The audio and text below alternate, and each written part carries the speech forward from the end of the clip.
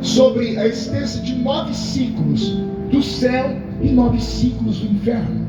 A mente humana sempre compreendeu que existem outros lugares, outros céus. Mas como nós somos cristãos, fiquemos com a Bíblia. 3 céus. Quais seriam esses céus? Se olhássemos da terra para cima, o primeiro céu seria o céu atmosférico, onde os pássaros voam, onde as nuvens perambulam, onde os aviões planam. O segundo céu seria o céu cósmico, onde estão as estrelas, as nebulosas, as galáxias, as supernovas, os cometas. E o terceiro céu seria o céu da glória de Deus, o céu inacessível da presença divina, um céu que não pode ser visto a olho nu, mas um céu que existe porque existem testemunhas da Bíblia que foram lá e voltaram aqui para contar para nós. Aleluia! Um pastor e um evangelista foram ao céu. O pastor foi Paulo, o evangelista foi o apóstolo São João.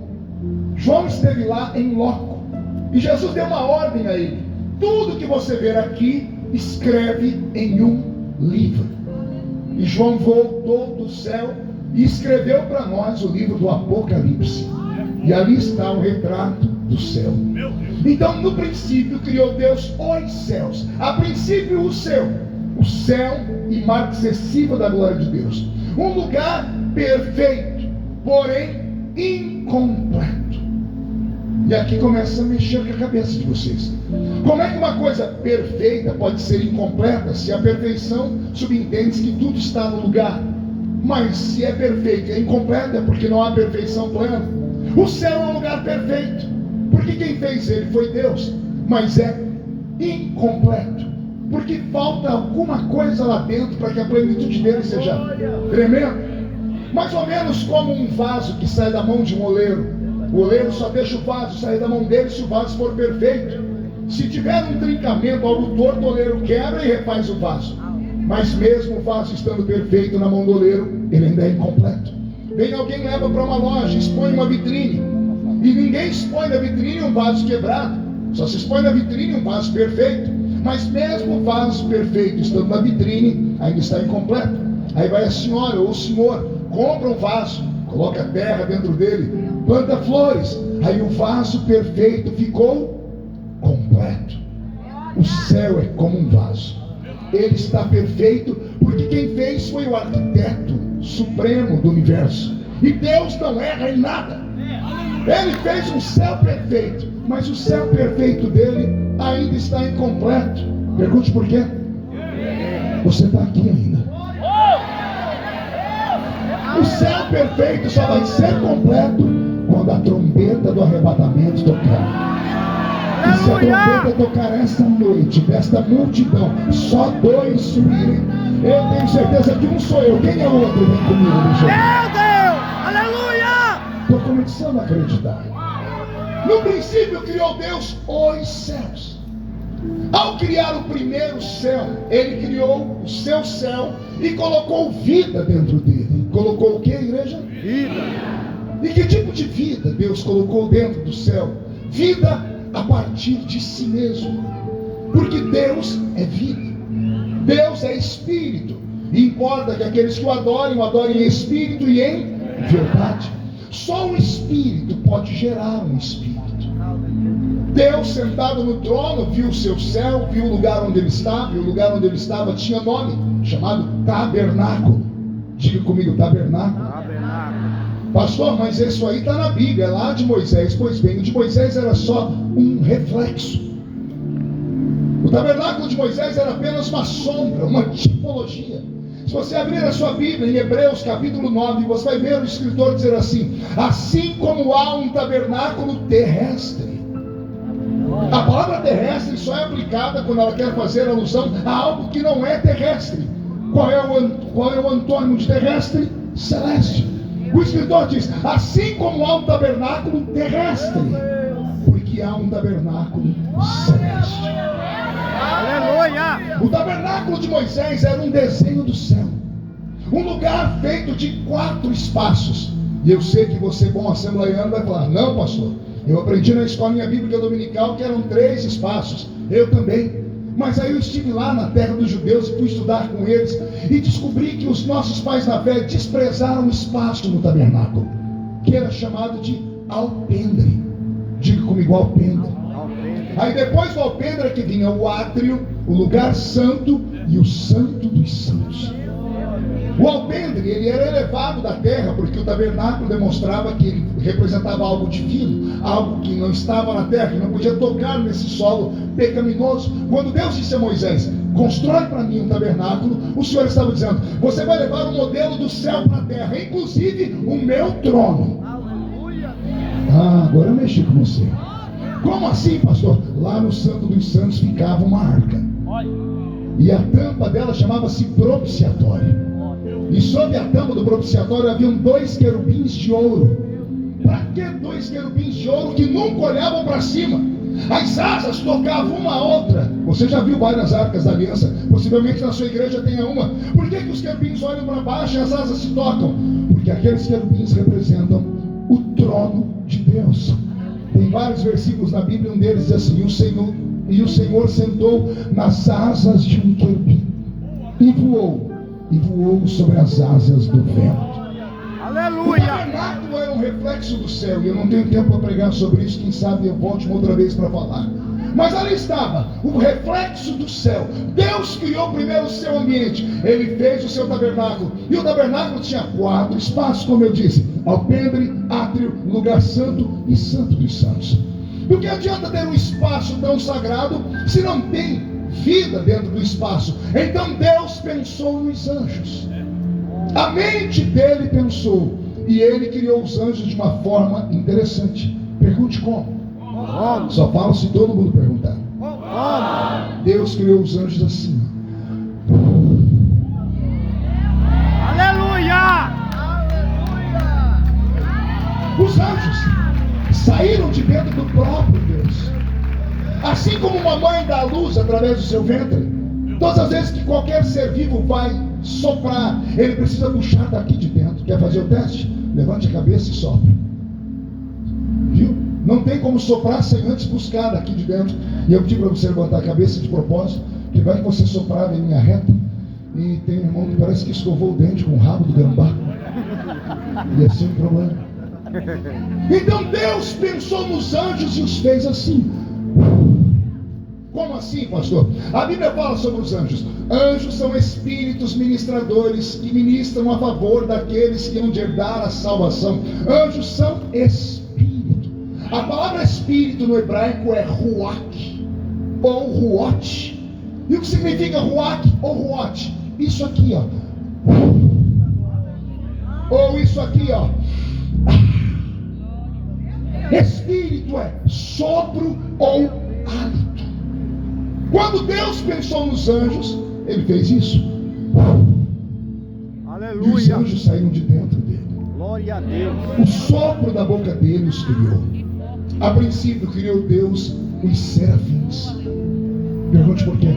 Por quê? Porque são os únicos que ficam no santo dos santos. Aleluia! A palavra serafim significa aquele que arde em fogo. Sabia disso? Seraf, fogo. O que é um serafim? É um anjo que queima. É um anjo que arde em fogo. E ele tem uma característica que é só dele. Ele tem 6 asas. Quantas asas? 6. Sabe para quê, né? Com 2 eles voam. Com 2 eles cobrem o rosto. Com 2 eles cobrem os pés. Interessante. Por que eles cobrem o rosto e os pés? Pergunte para mim por quê. Hebreus capítulo 12. Deus é um fogo devorador. Por que eles são fogo? Ficaram tão perto do Eterno, adorando o nome dele incessante, desde que foram criados. E desde que foram criados, foram eles que quebraram o silêncio no universo. Glória porque a não Deus. havia barulho. Deus conversava consigo mesmo telepaticamente. Não havia outro ser para ele conversar. Tudo era silêncio. O silêncio do universo foi quebrado quando Deus soprou. E os serafins saíram e saíram falando.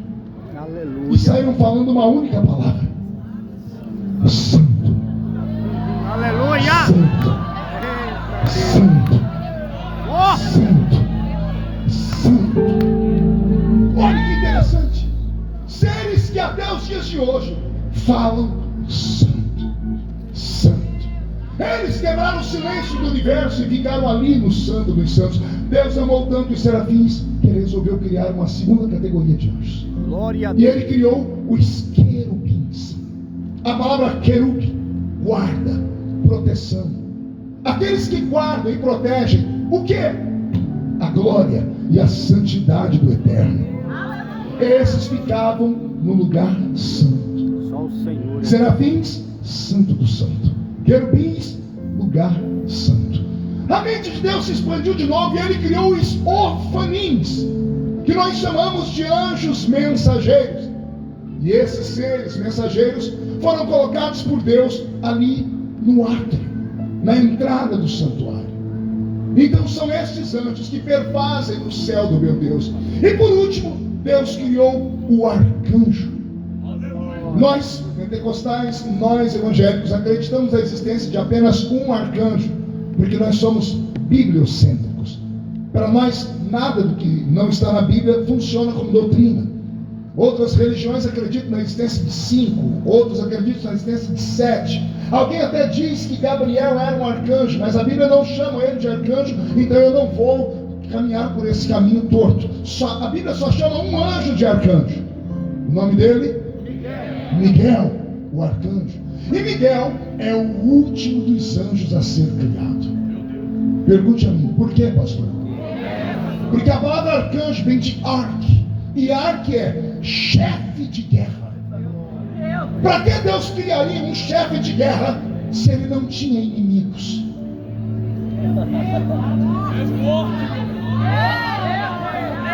Para que Deus criaria espadas se não havia com quem guerrear, com quem lutar? Miguel é o último anjo a ser criado. E ele foi criado para um propósito. Pergunte qual? Porque depois de Deus criar essas 3 categorias, serafins, querubins e orfanins, a mente de Deus se expandiu. E ele resolveu criar um anjo diferente. Para este anjo tem 3 capítulos da Bíblia que falam só dele. Ezequiel 26, 27 e 28. Livro do profeta Ezequiel, capítulo 26, 27 e 28. Leia na sua casa. E você vai ver Deus debatendo com ele, dizendo: tu eras a mais bela de todas as criaturas. Tu pisavas sobre as pedras afogueadas. Sobre ti diziam as nações: não é esse o varão que faz tremer os montes? O Senhor desenha a roupa desse anjo. Ele fala sobre a cor que a sua túnica é feita, de turquesa a esmeralda. O Senhor fala sobre a cor da sua pele, que brilha como a prata. O seu cabelo é como bronze.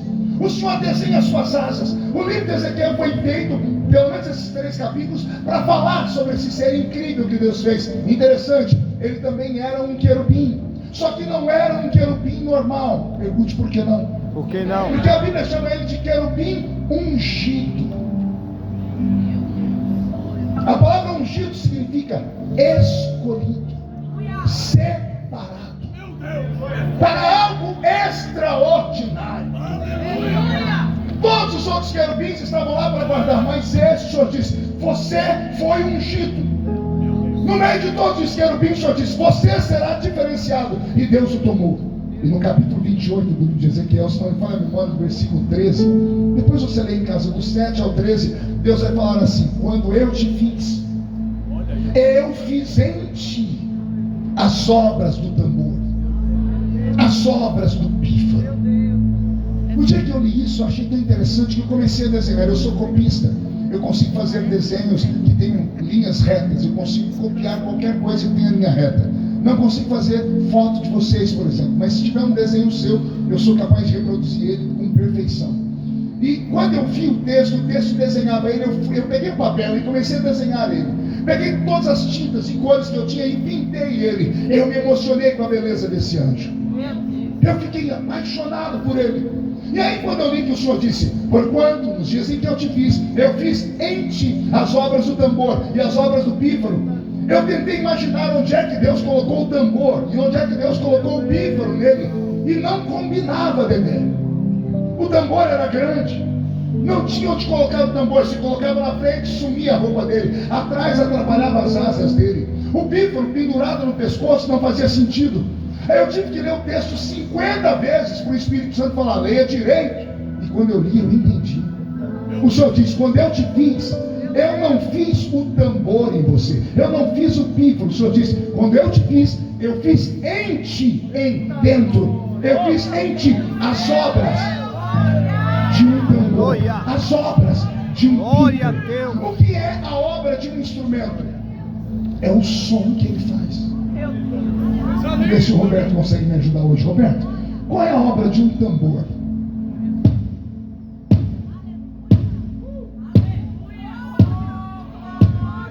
Qual é a obra de um pífano?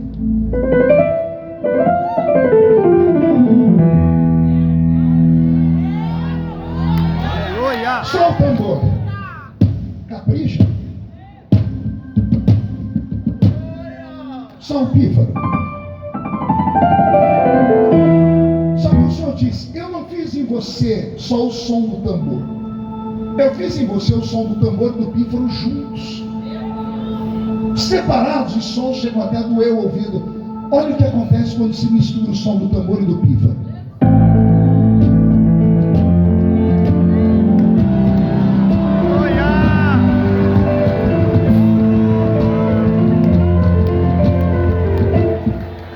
A união dos dois instrumentos cria uma melodia, cria uma harmonia. Aí o Senhor vai dar um segredo para nós. Pergunte qual? Quando eu te fiz, a estrela da manhã, Lúcifer, aleluia, eu fiz dentro de ti a música. Glória a Deus. A música não nasceu lá no Gênesis com os filhos de Tubal, Caim. As músicas foram ensinadas à raça humana pelos anjos que passaram uma temporada aqui. A música não nasce na terra porque o homem é incapaz de fazer uma coisa perfeita. Só Deus faz coisas perfeitas. E eu vou te provar que a música foi feita no céu. Alguém se lembra das notas musicais? As primárias são Dó, Ré, Mi, Fá, Sol, Lá, Si. Esse último Dó é por sua conta. De novo, o Roberto me ajuda. Dó, Ré, Mi, Fá, Sol, Lá, Si. O inimigo está furioso. Eu vou te dar mais uma chance. Se a criatura do seu lado falar o último dó, você chuta a canela dela. Vamos lá, 1, 2, 3.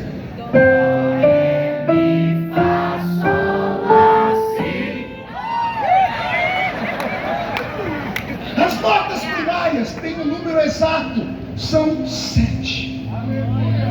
Alguém se lembra de alguma coisa do número 7? Comenta com o seu irmão aí, de repente ele não lê a Bíblia. Fala para ele que é o número 7. O número 7 é o número da perfeição. A música não nasceu nesse mundo, a música nasceu no céu.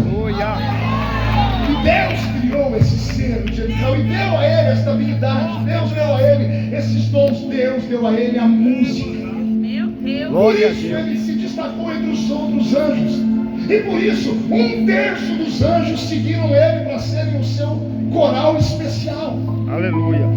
Era tão belo que ele fazia que Lúcifer ensinou música aos anjos. E Deus ficou tão feliz, porque a Bíblia diz que os anjos subiam até o monte da congregação e cantavam. Lembra de um diálogo filosófico entre Jó e Deus, quando Deus disse: Jó, onde você estava enquanto eu criava o mundo? E os anjos num canto cantavam e adoravam ao meu nome.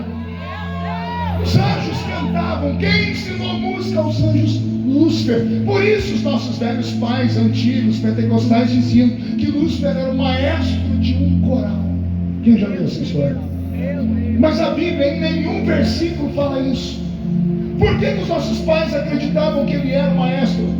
Por causa desses textos que eu citei e dos ensinamentos dos americanos, porque na língua americana eles já conheciam isso, mas não souberam ensinar aos nossos pais o porquê Lúcifer era maestro de um coral. Ele era maestro de um coral porque ele era a própria música. Meu pensamento é que ele era tão belo que ele não era um ser comum. Ele, como a música estava dentro dele, estava no DNA dele, estava impregnado dele, era mais ou menos assim: Lúcifer vai andar, olha o que acontece. Olha ele abrindo os olhos, olha ele olhando. ele cantava, ele exalava louvor e arte. Fez com que 1/3 dos anjos do céu quisessem segui-lo. E como ele disse a Deus, eu preciso ter um lugar, um conservatório para treinar esses anjos, o Eterno criou um lugar especial para ele. E agora nós vamos entrar pelo caminho da revelação. No princípio criou Deus os céus e a terra. Foi aqui nesse planeta que ele passou uma longa temporada. Foi aqui nesse planetinha azul que ele montou o seu grande conservatório musical. Era aqui que ele ensaiava os anjos. E depois que a cantata estava preparada, ele subia até os céus do Eterno e cantava para o Senhor. Pastor, o senhor é louco? Não, é só ler a Bíblia. Alguém lembra da queda de Lúcifer?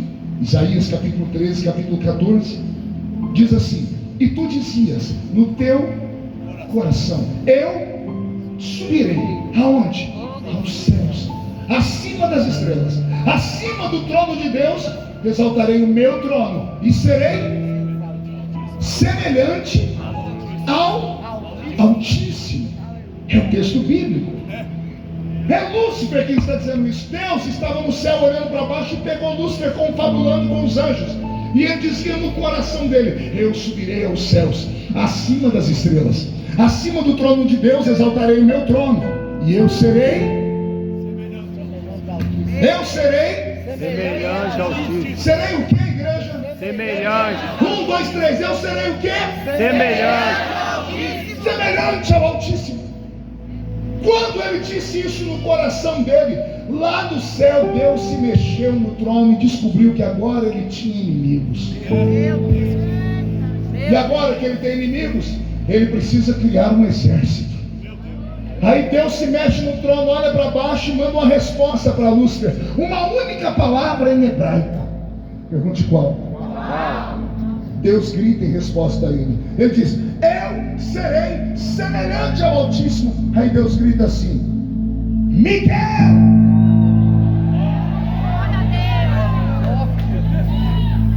Mas não é só para te encantar, não, é sério. Pergunte para o seu irmão se ele lembra o que significa o nome Miguel. Alguém se lembra? A palavra Miguel significa quem é igual a Deus. O nome Miguel é uma pergunta: quem é igual a Deus? É uma resposta. Lúcifer diz: eu serei semelhante. Semelhante ao quê? Igual. Eu serei igual a Deus. Deus gritou: quem é igual a mim? Quando Deus gritou com fúria, o som que saiu da boca de Deus saiu com vento, com sopro, com autoridade. E saiu o arcanjo Miguel com uma espada de fogo nas mãos, e se tornou o arqui-inimigo de Satanás. E para quem acha que isso é conversa fiada, é só ler a Bíblia. Leia a carta de Judas, que antecede o Apocalipse, e você vai ver lá assim: e Satanás contendia com Miguel a respeito do corpo de Moisés. O arcanjo Miguel é uma resposta de Deus à traição de Lúcifer. Deus precisou criar um arcanjo com espada de fogo nas mãos para ele conter a rebelião que houve contra o Eterno. Lá em Apocalipse capítulo 12 diz: e houve batalha no céu.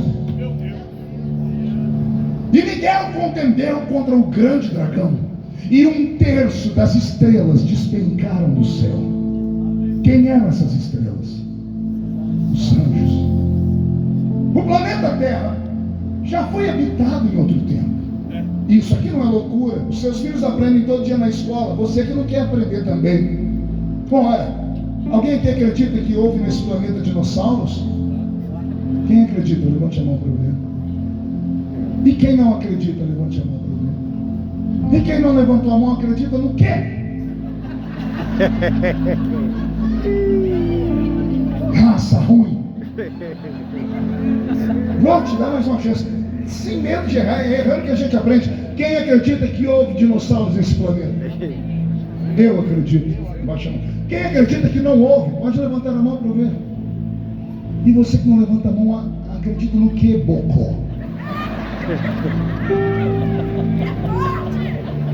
Se houveram dinossauros, em que época eles viveram?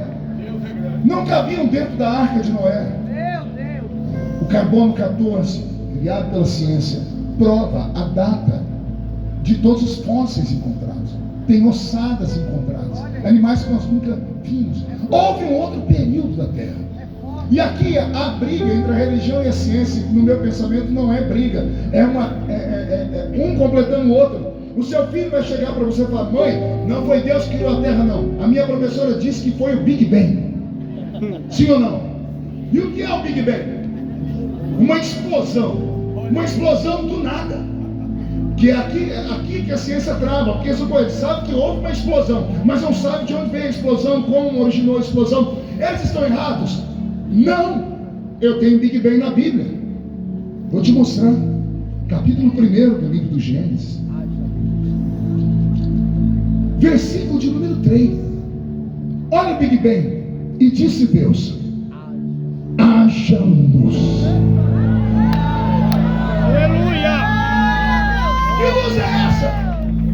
Se o sol e a lua foram criados no 4º dia da criação, antes de Deus fazer tudo, Ele criou a luz. Que luz é essa? Essa luz são os átomos, que deles advém a matéria. Os átomos que subdividem, elétrons, íons, tudo aquilo que nós aprendemos em química e física. O universo é um corpo que se expande. E houve de fato um barulho, uma explosão, mas a explosão foi o grito da boca de Deus: haja luz. Aleluia! Tudo se fez.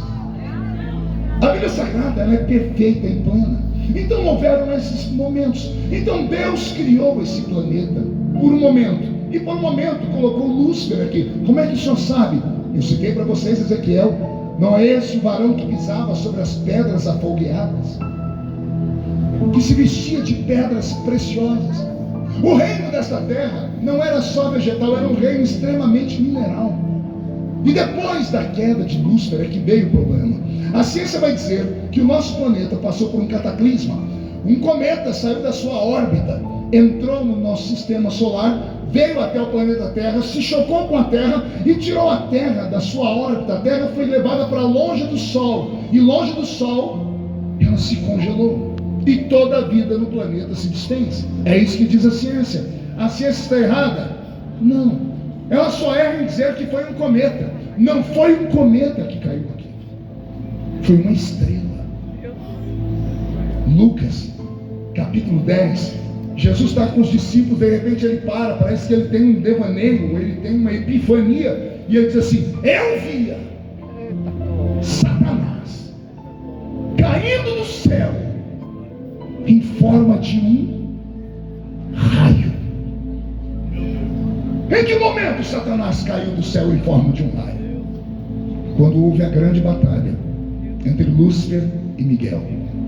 Miguel venceu, levou Lúcifer diante de Deus, e Deus olhou para aqueles anjos que se perderam, porque anjos não podem morrer nem ser destruídos. 1/3 dos anjos, Deus condena todos eles, e Deus toca na estrutura desses anjos e tira deles algo que dava a eles a graça de viverem diante da sua presença eterna. E o Senhor os lança do céu para a terra.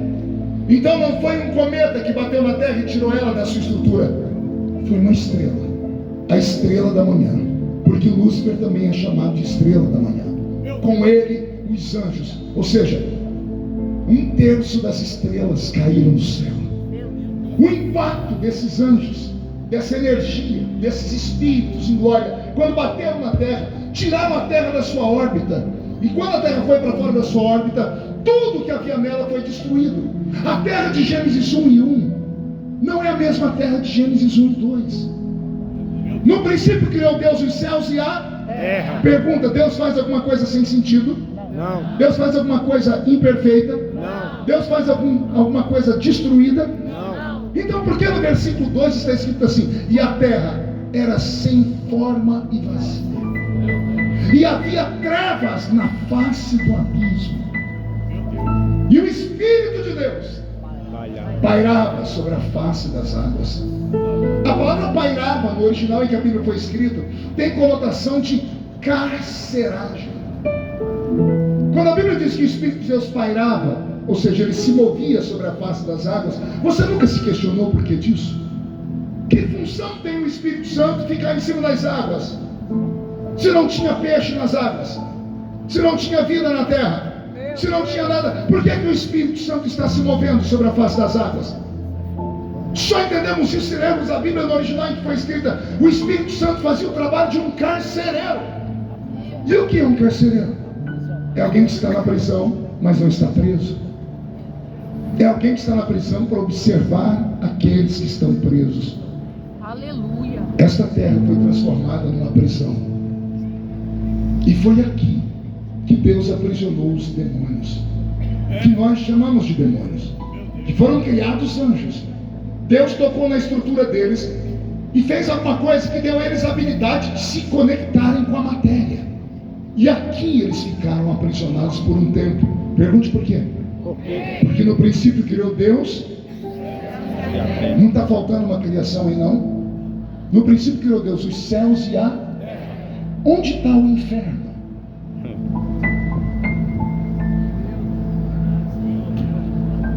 Mateus 25. O inferno foi feito para quem? Para o diabo e os seus... o inferno foi feito para o diabo e os seus anjos. O homem não foi feito para ir para o inferno. O homem só vai para o inferno porque é um otário, é um idiota, que não aceita a presença de Deus e não reconhece a sua glória. Por isso vai terminar os seus dias morando com os anjos caídos lá. Mas o inferno não foi feito para nós, porque é para o diabo e os seus anjos. No princípio criou Deus os céus e a terra. O inferno não existia. Quando houve a guerra cósmica, Deus teve que aprisionar esses anjos em algum lugar até que o inferno fosse criado. E Deus aprisionou eles aqui nesse planeta, nas águas. A terra era sem forma e vazia. Se você olhar a sua Bíblia, o verbo era, ele está deitado assim, está em itálico. No original não era tornou-se. Deus não fez a terra vazia. Isaías 45:18. A terra tornou-se sem forma, ou seja, um caos, ela foi destruída, sem forma e vazia, e havia trevas sobre a face do abismo. Que trevas eram essas? Na queda de Lúcifer, a terra se afastou do sol. Ao se afastar do sol, ela entrou em plena escuridão, e tudo que estava nela foi destruído, e os espíritos foram aprisionados nas águas. Deus mexeu neles, e esse é o meu pensamento, por um único motivo. Pergunte qual? Você já esteve num culto onde teve possessão maligna? Quem já viu o exorcismo? Quem já viu aparecer um demônio lá? O demônio incorpora na pessoa, a pessoa fica toda esquisita, muda até a voz dela. Pois bem, os demônios não são anjos caídos? Sim. Se são anjos caídos, quer dizer que anjo pode incorporar em alguém? Não. Anjos não incorporam, mas os que caíram incorporam. E incorporam porque Deus teve que mexer na estrutura deles para aprisioná-los à matéria até que o inferno fosse feito. Olha que interessante isso. Anjos e demônios tiveram a mesma essência na criação. Como não podem morrer nenhum nem outro porque são espíritos, Deus moveu dentro deles algo que deu aos anjos caídos a habilidade de ficarem aprisionados na matéria. E eles ficaram nas águas, e o Espírito de Deus ficava observando para eles não encontrarem lugar para sair, até que Deus fazia o inferno. Quando Deus fez o inferno, Deus transferiu todos os espíritos para lá. Pastor, de onde o senhor tirou essa teoria louca? Pois bem, vamos lá. Quem lembra de Jesus em Gadara? Ele vai num cemitério e tem um demônio lá. Tem uma legião de demônios dentro de um homem. Os demônios se aproximam dele e se curvam e dizem: viestes tu nos atormentar antes do tempo. E Jesus expulsa os demônios. E os demônios negociam com ele, dizendo assim: eis ali uma manada de... permita-nos entrar dentro dos porcos. E Jesus permitiu. E a Bíblia diz que os porcos saíram em direção a um abismo e se jogaram nas águas. Por que os demônios se jogaram nas águas? Por que entraram em um porco? Eu tinha uma teoria, mas semana passada minha teoria foi confirmada. Eu tenho uma filha que está no 7º período de medicina e agora ela começa a fazer cirurgias. Ela diz: papai, a partir do 2º semestre nós vamos fazer cirurgia nos hospitais. E sabe em quem? Eu disse: em quem? Em porcos. Eu disse: por que porcos? Ela disse: porque o porco é o animal que mais se parece com o ser humano. Ele tem todos os órgãos do ser humano dentro dele. Olha que interessante isso. Não é à toa que os demônios dizem: deixa-nos entrar nos porcos. Porque o corpo do porco é como o nosso. 70% dele é feito de água. Onde é que os demônios ficam alojados no ser humano? No cérebro. O cérebro humano é feito de 77% de água. Demônios têm a habilidade de ficar nas águas. Todas as cidades litorâneas em todo o mundo são cidades promíscuas. São cidades de baixo nível moral. Todas as cidades litorâneas têm pelo menos um demônio que proteja ela. Quer seja na Grécia Antiga com Poseidon, quer seja em Salvador com Iemanjá. Todas as cidades litorâneas têm uma sereia. Lá na época da Bíblia tinha Dagon, meio peixe, meio homem. Todos os mares, todos os rios, todas as lagoas. Não é à toa que lá no Amazonas tem a Iara.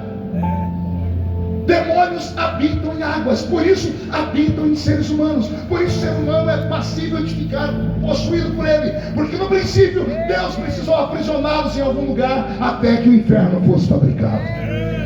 Quem entendeu até aqui, diga: eu entendi, pastor. Eu entendi. Mas quando o Espírito Santo veio sobre esse planeta e começou a passear por ele, o Espírito Santo tomou gosto. E aqui eu começo a me arrepiar dele. Glória a Deus. O Espírito Santo entendeu que melhor do que ficar sentado no trono é se movimentar. Aleluia. O Espírito Santo não é um espírito paralisado, não é um espírito amordaçado, não é um espírito que gosta de ficar no ambiente onde todo mundo fica olhando o pregador com uma cara de paisagem.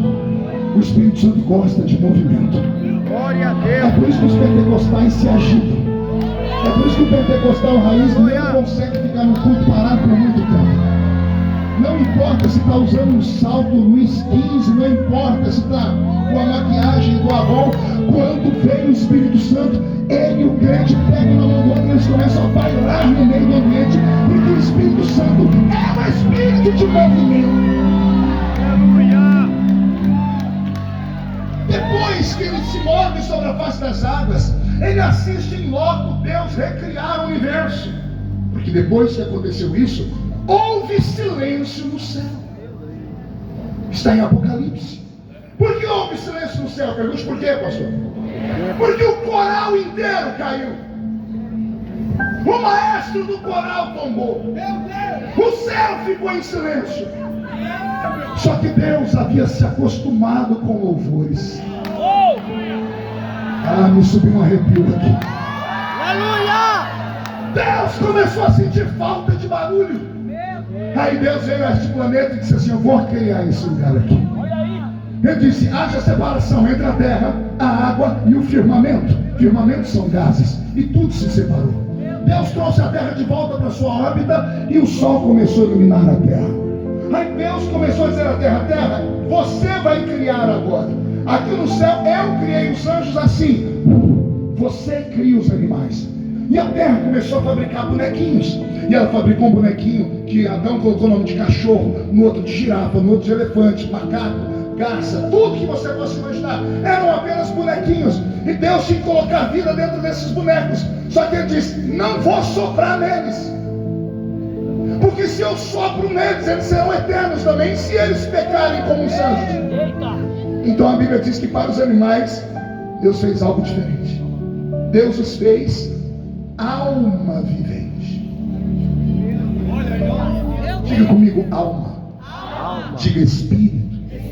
Pergunte para quem está do seu lado: qual a diferença? Vamos aprender hoje?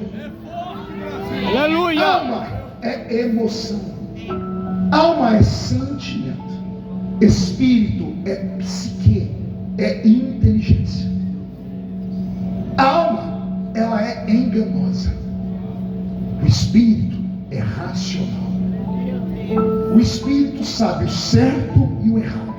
A alma vai para onde o desejo arrasta ela. Alma é coração. Por isso que a Bíblia diz: enganoso é o coração do homem, porque ele é cheio de sentimentos. Deus fez os animais racionais e deu a eles sentimentos. É por isso que quando você chega em casa, depois de uma viagem, você abriu a porta, lá vem o seu cachorrinho, o petzinho, ele vem se balançando todo, ele não se aguenta e faz xixi na casa inteira. Quem já viu isso acontecer? Por quê? Porque animais têm sentimentos. Trate bem um animal, um gato, um periquito, o que seja, um passarinho, ele vai se afeiçoar a você. Agora Deus fez os animais com um propósito. Pergunte qual? Para louvar o nome dele. Aleluia. Pastor, animal louva, está escrito. Salmo 150, o último versículo. Todo ser que deve, todo ser que respira, deve louvar ao Senhor. Os animais louvam. Deus falando com Jó disse: Jó, quem é que escuta o canto do filho do urubu quando ele tem fome? Jesus vai falar com os discípulos: ei, olha os pardais, não plantam e não cegam, porventura falta comida a eles? Por que não falta comida aos animais? Quem aqui já acordou de manhãzinha, abriu a janela de casa e de repente aquele som lindo, aquela coisa bonita, aquele canto dos pássaros? Os pássaros têm horário para cantar. Aleluia. Eles têm um relógio dentro deles. É lindo isso. E quando eles cantam. E quem é que ensinou eles a cantar? Quem é que ensinou o golfinho a cantar? Você já ouviu o barulho de uma baleia? Digita no Google lá, baleias. Você se emociona com o barulho delas. Alguém que já entrou numa mata de noite e de repente de noite você começou a escutar os grilos? Você ouviu o som da cigarra? Os barulhos dos macacos? Tem uma sinfonia, tem uma orquestra no meio da mata. Todo ser que respira deve louvar ao Senhor. Um amigo meio maluco, ele é tão maluco, ele disse: pastor Marco, eu descobri que tem coisa que não respira e louve ao Senhor. Eu falei: tá louco. É louco. Não, eu vou provar para o senhor. Eu disse: prova. Ele disse: eu moro aqui no Rio de Janeiro, de vez em quando eu vou orar na praia, e quando dá de manhãzinha assim, lá vem aquelas ondas, lá vem aquela maré. Quando a onda quebra nas pedreiras, a onda louva a Jesus. Falei: como assim? Ela faz assim, ó: Jeová. Aleluia. Jeová. O adorador vê adoração em todo lugar. Glória a Deus. Todo ser que respira deve louvar ao Senhor. É por isso que eu não consigo pregar com esses crentes, falam que são pentecostais, mas ficam me olhando o culto inteiro com essa boca de aço, essa língua de ferro e esse queijo de concreto. Meu Deus. Se você é pentecostal, louve e adore ao Senhor. Aleluia. Deus amou o louvor dos animais, mas o louvor dos animais não era perfeito. Pergunte por quê? Por quê? Porque os animais adoravam por instinto. Eles adoravam sem saber o que estavam fazendo. E não faz sentido ser Deus e alguém adorá-lo por adorar. Só pode adorar alguém aquele que reconhece que Ele é Rei, que Ele é Deus. Animais não conseguem isso porque a vida deles é limitada, eles não têm inteligência. Por mais que o seu cachorrinho pareça inteligente, por mais que aquele papagaio que você tem pareça inteligente, eles agem por instinto. Até aquele cachorrinho bonitinho que você vê no TikTok dançando com a moça, passando debaixo da perna dela, tudo aquilo aqui é porque ela tem uma comidinha para dar para ele, é a lei da troca. Animais não têm inteligência porque não têm espírito. Por isso não minta para o seu filho dizendo que o totó foi para o céu dos cachorrinhos. Não tem céu para cachorro. Imagina se animais fossem para o céu. Olha a cena, você está lá no céu, uma música de céu aí, Roberto. Você está lá junto com os anjos, você encontra Abraão, você está de frente com Abraão, batendo papo com ele.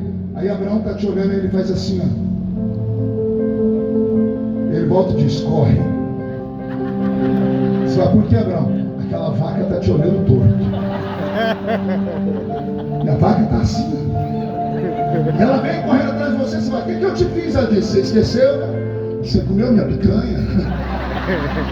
Você comeu minha costelinha?